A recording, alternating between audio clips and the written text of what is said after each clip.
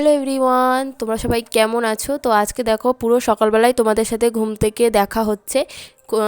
মানে সবসময় আমি এরম ভিডিও করি না, তো আজকে ভাবলাম একটু তোমাদের সাথেও শেয়ার করি আমি সকালবেলা উঠে কি কি করি।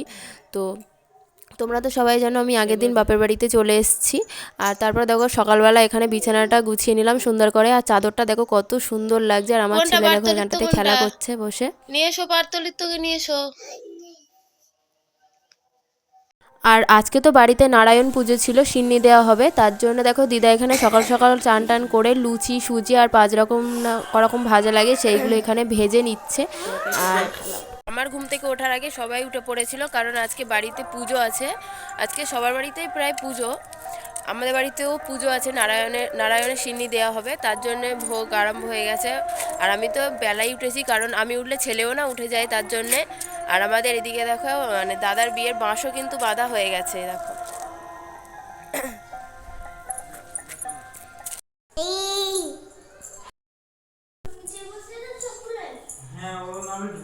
দেখি সরো।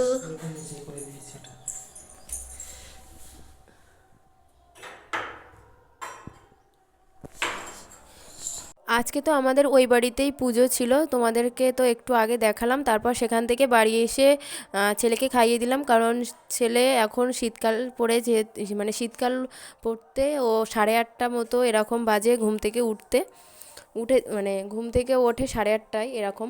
তারপরে ওকে একটু খাইয়ে দিলাম, অনেকটা বেলা হয়ে গেছিলো। আর দিকে দেখো এসে দেখি সব ব্রাহ্মণ চলে এসেছিলো, তার মধ্যে আর সব মানে জোগাড় হয়ে গেছে। আর এদিকে তোমাদের দাদাভাইকে সিন্নি গুলতে বলেছিল বলে তোমাদের দাদাভাই এখানে সিন্নি গুলছিল। আমার ছেলে তো দেখো কোলে তো থাকবেই না, এত দুষ্টু হয়েছে না। আর আচ্ছা, চন্দন বাটা হয়েছে।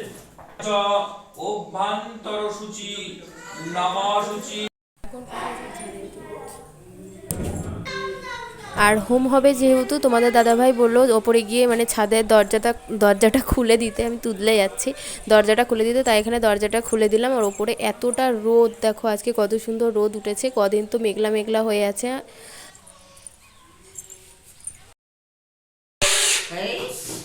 না এখন পরে এইটাই নাও, এইটাই লাল ভেবে নিতে হবে। ওম সর্বমঙ্গলে মঙ্গলে অবশ্যন্তি সূর্য দেবী ও শুক্র।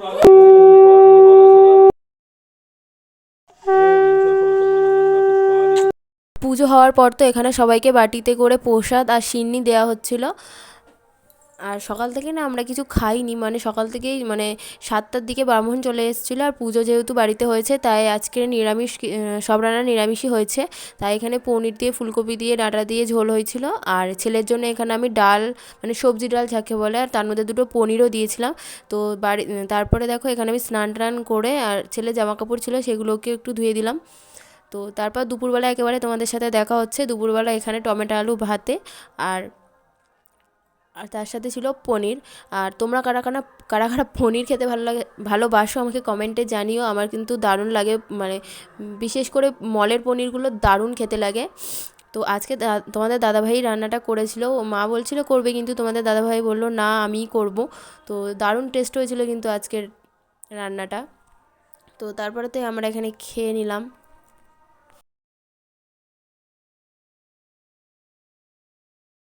আর ঘুম থেকে উঠে এখানে আমরা এখন খাচ্ছি কুল মাখাটা না সেরকম একটা ভালো খেতে লাগছিল না, কেমন কষ্টা মতো লাগছিল।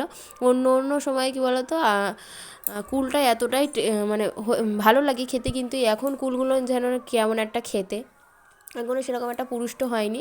আর হ্যাঁ, তোমাদেরকে বলতেই ভুলে গেছিলাম, কালকে আমরা যখন অটোতে করে আসছিলাম তখন ফুল গাছগুলো নিয়ে এসেছিলাম। তো তোমাদেরকে রাত্রে আর দেখানো হয়নি। আর তার বিকেলবেলা দেখো তোমাদের দাদাভাই এখন গাছগুলোকে লাগিয়ে দিচ্ছে টপে সুন্দর করে।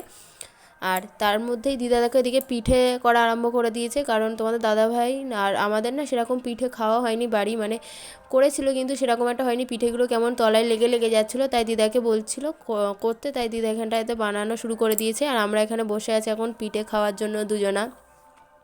তো তোমাদের কার কার কোন পিঠে খেতে, মানে কোন পিঠে ফেভারিট আমাকে কমেন্টে জানিও। আমার কিন্তু মোটামুটি লাগে পিঠে, সেরকম একটা ভালো লাগে না। তো এখানে সন্ধ্যাবেলা এখানে সবাই মিলে পিঠে খাচ্ছে, আর ছেলে দেখো এদিকে খাওয়ার জন্য কেমন করছে।